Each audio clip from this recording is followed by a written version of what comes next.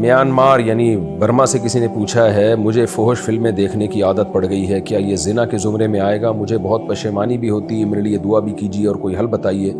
मुझे मालूम है कि अल्लाह बहुत माफ़ करने वाला है, लेकिन क्या वो मुझे भी ऐसे अमाल के बाद माफ़ कर देगा? अल्लाह माफ़ करने वाला है तौबा करने वालों को, फोहश फिल्में देखने वालों को माफ़ करने वाला है, ऐसी कोई हदीस हमारी नज़र से नहीं गुजरी है।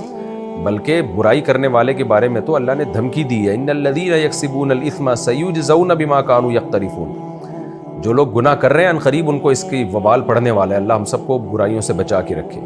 बहरहाल अब लत पड़ गई है तो तौबा करें। जैसे अल्लाह गुनाह से अल्लाह को नफ़रत है तो तौबा से मोहब्बत भी अल्लाह ताला को। जब भी ये गुनाह हो जाए आप सच्ची तौबा करें गिड़गिड़ा के, और आइंदा बचने का एहतमाम करें। बचने में ये भी दाखिल है कि निकाह करें और कोई अपने आप को सज़ा दें जब भी ये गुनाह हो जाए।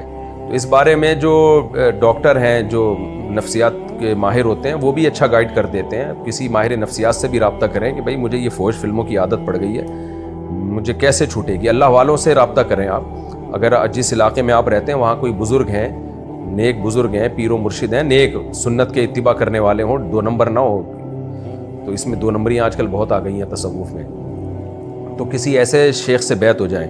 अगर आपका ताल्लुक़ पाकिस्तान से है तो मेरी नज़र में आप हज़रत फ़िरोज़ मेमन साहब से बैत हो जाएं, तो वो भी बहुत अच्छा गाइड करते हैं। बहुत से लोग जो फुहश चीज़ों के आदी हो चुके थे, उनके बयानात में बैठ के उनसे बैत करके उनकी बुराइयां छूट गई हैं, उनसे भी बैत हो सकते हैं आप। तो किसी अल्लाह वाले बुज़ुर्ग से बैत होंगे तो इंशाअल्लाह ये गुनाह का छूटना आसान हो जाएगा। बाकी ज़िना अलग जुर्म है, ज़िना बहुत बड़ा जुर्म है, कबीरा गुनाह है, उस पर तो शरीयत में हद है।